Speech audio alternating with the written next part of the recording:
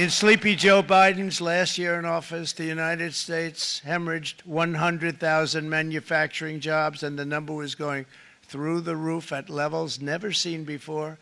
And our trade deficit reached a record $1.2 trillion, which is unheard of. Since the beginning of NAFTA, the worst trade deal ever made, it was a horror show. I was able to terminate it. They all said you'd never be able to get it out. We had to get approval from Congress to get it terminated. We had to live with that deal. It was the worst trade deal ever made by far. But since the very beginning of NAFTA, our country lost 90,000 factories. Think of what that is, 90,000. Think about putting a map up and putting tax on it. You wouldn't have enough room. 90,000. I said, is that possible? We had it checked 4 different times, and it was actually somewhat higher than that. And 5 million manufacturing jobs were lost while racking up trade deficits of $19 trillion. That was the worst trade deal ever made. As a result of these gigantic losses, foreign nations now own $26 trillion more of American assets than the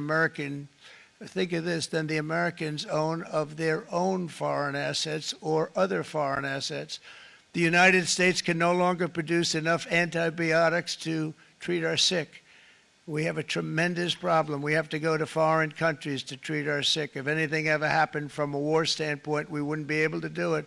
We import virtually all of our computers, phones, televisions, and electronics. We used to dominate the field, and now we import it all from different countries.